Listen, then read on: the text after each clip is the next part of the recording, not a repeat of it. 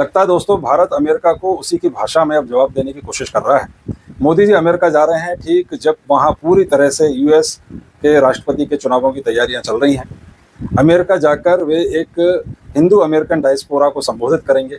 जिस स्टेडियम को बुक किया गया है उसकी कैपेसिटी 15,000 है और आज की तारीख तक उसमें 24,000 लोगों ने अपनी आने के लिए रजिस्ट्रेशन करा लिया है और उम्मीद की जा रही है करीब करीब 30,000 हिंदू अमेरिकन अमेरिका के 42 स्टेट्स से उसमें सम्मिलित होने जा रहे हैं। अमेरिका की कुल स्टेट्स 50 हैं, जिसमें से 42 स्टेट्स में से हिंदू अमेरिकन का रिप्रेजेंटेशन उस कार्यक्रम में होने जा रहा है। हालांकि मोदी जी इसके बाद यूनाइटेड नेशंस की जनरल असेंबली को भी संबोधित करेंगे, लेकिन यह जो मोदी जी कर रहे हैं वह हिंदुओं से इंटरेक्शन या भारतीयों से इंटरेक्शन, उसको जियोपॉलिटिकल एक्सपर्ट्स अमेरिका के चुनाव में भारत के द्वारा दिए जा रहे एक दिशा निर्देश के रूप में भी देखा जा रहा है। जिस तरह से अमेरिका ने भारत के चुनावों को प्रभावित करने की पूरी कोशिश की और अमेरिकन डीप स्टेट दुनिया के अंदर एक इतना खतरनाक और बड़ा नाम बन चुका है जिससे दुनिया की सभी देशों की सरकारें परेशान हैं, सशंकित हैं, भयभीत हैं। उस अमेरिकन डीप स्टेट को काउंटर करने के लिए क्या भारत इंडियन डीप स्टेट का निर्माण कर रहा है और वो भी यूएस के अंदर? हाँ, ये संभव है, ये किया जा सकता है। अगर आप देखें तो यूएस के एक आम सिटीजन की एवरेज एनुअल सैलरी $63,000 है, जबकि एक भारतीय की, एक हिंदू अमेरिकन की एवरेज सैलरी $1,23,000 है, यानी कि लगभग डबल।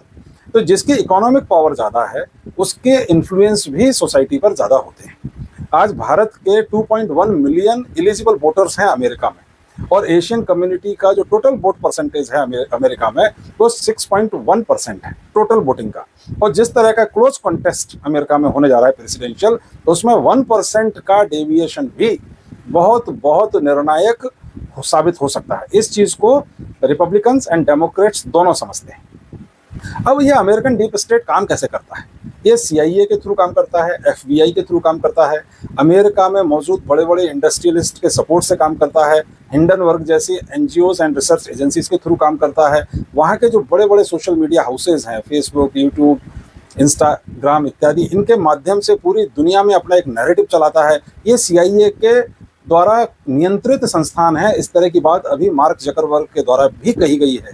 तो ये पूरी दुनिया में पेनिट्रेट करते हैं। इसके बाद जो अमेरिकन डिप्लोमेट्स हैं वो पूरी दुनिया में एम्बेसीज में मौजूद हैं, अमेरिकन एम्बेसीज में, और वे हर देश में अपने डीप एसेट्स को तैयार करते हैं।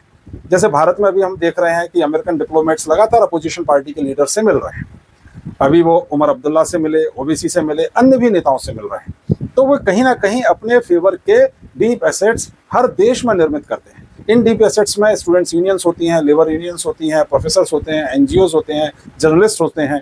इस तरह से एक डीप स्टेट जिसकी फंडिंग अमेरिका से होती है डिफरेंट NGOs के माध्यम से या और भी कई तरीकों से, वो सारी चीज़ों के द्वारा अमेरिका वहाँ की पॉलिसीज़ को इन्फ्लुएंस करता है और कोशिश करता है कि उस देश की पॉलिसीज़ US इंटरेस्ट के साथ अलाइंड रहें।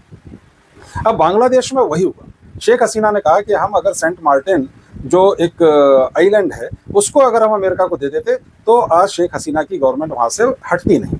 वहाँ उन्होंने एक अनरेस्ट क्रिएट किया स्टूडेंट्स का और उस अनरेस्ट के माध्यम से धीरे धीरे पूरी सत्ता को अनडेमोक्रेटिकली हत्या दिया। और इसमें एक इंटरेस्टिंग बात अभी ये निकल के आई है कि वहाँ अब ये सजेशन दिया जा रहा है कि छात्र राजनीति को बैन कर दिया जाए, क्योंकि छात्र राजनीति का उपयोग हो चुका।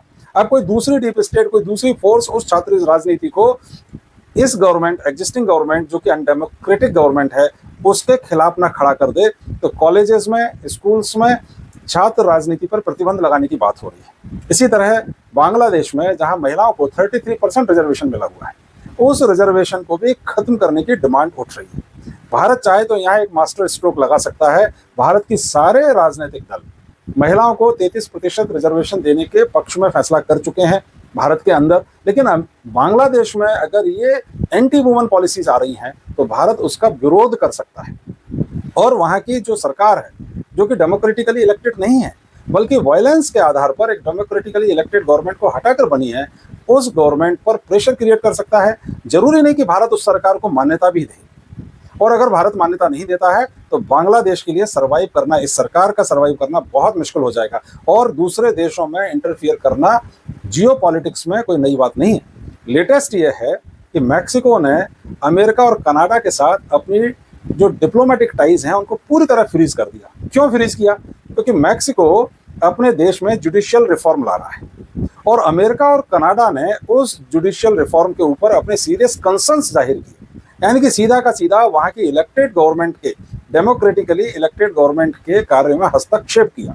इससे नाराज होकर मैक्सिको ने अमेरिका और कनाडा से अपने डिप्लोमेटिक रिलेशंस एक तरह से सस्पेंड कर दिए, तोड़ दिए। और अमेरिका की नेबरिंग कंट्री है मैक्सिको, जिससे उसके बहुत बड़े बॉर्डर्स लगते हैं। भारत को चाहिए कि वो मैक्सिको के साथ भी बहुत अच्छे और प्रगाढ़ रिलेशंस बनाए, जैसे अमेरिका पाकिस्तान के साथ बनाता है, जैसे अमेरिका चीन के साथ बहुत बड़ा ट्रेड करता है। तो इस तरह से भारत भी अपनी डीप स्टेट को, इंडियन डीप स्टेट को धीरे धीरे, लग तो यही रहा है कि डेवलप कर रहा है। और उसके लिए उसके पास भी बड़े बड़े बिलियनियर्स हैं। बहुत से लोग अडानी और अंबानी को जो क्रिटिसाइज कर रहे हैं, उसके पीछे कारण यही है कि जब डीप स्टेट्स काम करती हैं तो उसमें पैसे की भी जरूरत पड़ती है।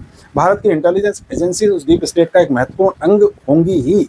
भारत अन्य देशों में अपने डिप्लोमेट्स के माध्यम से डीप स्टेट्स क्रिएट कर रहा होगा, करना चाहिए। खास तौर से अमेरिका में ये करना बहुत ज़रूरी है। वहाँ के पार्लियामेंटेरियंस को इलेक्शंस में फंडिंग की जाती है हिंदू ऑर्गेनाइजेशंस के द्वारा। उन फंडिंग्स को भारत की पॉलिसीज के पक्ष में उन पार्लियामेंटेरियंस को अलाइन करने के लिए इस्तेमाल किया जाना चाहिए।